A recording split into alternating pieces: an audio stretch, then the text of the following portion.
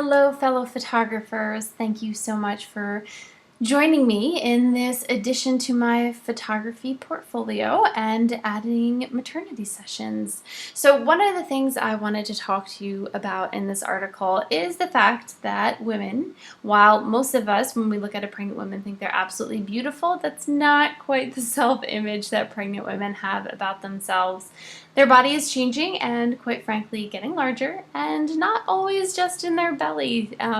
We want to make sure that when our clients look at the photos that we take of them, that they just feel absolutely beautiful. We certainly wouldn't want them to feel any less radiant and glowing than they absolutely are. So we're going to touch on some of the things that pregnant women are self-conscious about and ways that we can help them out in photography. So a lot of women are first off self-conscious about the double chin. I think every woman would be, but especially when you are having a baby, a lot of women gain weight in their face. One of the easiest ways to help this is to work with your angle. So this one's kind of an easy one, and if you're photographing women at all, you probably know this one. Just work with your angles. So get yourself up higher than your subject. This wonderful lady, Laura, she was okay with sitting on the floor, so that was easy, and she just sat down, and I was able to have her either looking up or looking down, getting rid of any possible double chin, which she didn't have anyway, but we want to make sure that she feels absolutely beautiful. And another thing that I did here also, in addition to the angles, was intentionally cropping off parts of her body. So I didn't really need her arm over here on the right side, so I just cropped it off, and that makes the illusion that it's a little bit thinner. Same thing on the left side of this photo. Just cropping off some of her arm here is going to make her arm appear smaller because we're only seeing half of it. Along those same lines, I have a technique I just call covering.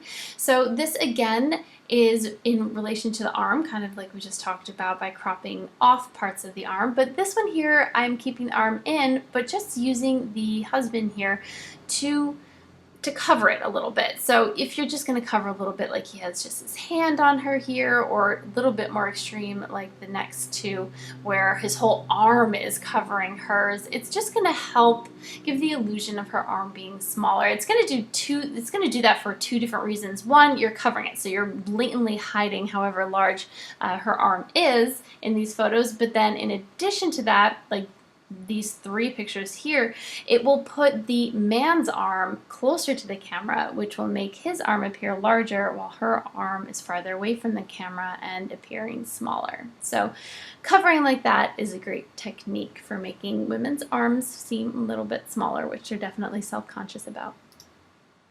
This one's a little bit similar. I just call it hiding, and you're going to hide body parts. So another part of the body would definitely be the chest area, whether you think that's a good thing or bad thing. Pregnant women's chests grow, and sometimes they're self-conscious about it because it is something that's changing and growing larger. So you can hide them a little bit by placing their bodies just slightly behind the husband here, and you can see in this one. If they're also self-conscious about their legs, which this bride was not, so she was pretty good with this, you could also even go a little bit further and hide their leg behind the husband here. That way, even their legs seem a little bit smaller by allowing them to be behind their husband. This also does the same thing like covering did, where now the husband is slightly closer to the camera and will appear larger than the wife. And the same thing on this last one, I've just used the kid to cover her a little bit, kind of cover her leg, cover her arm, and actually her stomach in this picture as well.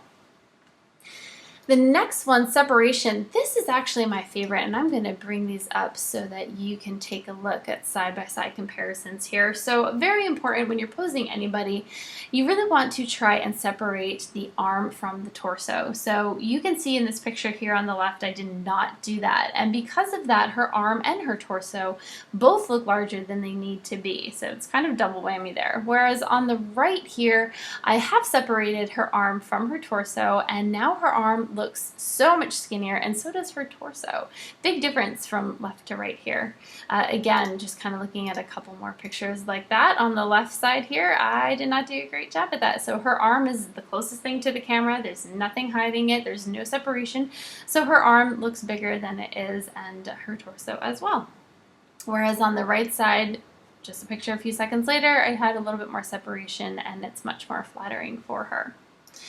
One more example here, same exact problem. So it really does make a huge difference. You can see on this side on the left, no separation. So her arm and her torso just kind of blend all together as one big blob, as opposed to on the right, we have some separation here, and it makes her appear much more slim. So very important and very easy thing to do just by having them bend their arms a little bit. The last one here is a little bit of forced perspective. So with these two pictures here, you're going to ever so slightly put the man behind, put the woman behind the man in relation to your camera. So if you ever watched Lord of the Rings and wondered how they got the hobbits to look so much smaller than the people they were standing next to, this is what they did. A little bit more of an extreme example than what I'm showing you here, but same kind of concept, where the man is closer to the camera than the woman, so the man is going to appear a little bit larger than the woman. One thing you do want to do when you do this, which was a little bit iffy, I was at 2.5 here, you want to make sure that you have a little bit greater focus plane so that your depth of field is a little bit greater, and both of them will be sharp. So she's sharp, he's probably a little bit soft, so that was a mistake I made that I should work on. This is the exact same thing. So she is just a few steps further away from the camera than he is, so she's looking a little bit more dainty and he's looking a little bit more manly in this image, and it helps her appear smaller and more ladylike. So I do hope that helps give you a few different tips and techniques in photographing pregnant women and making them feel as fabulous as they look. I will see you next month in Shutter Mag.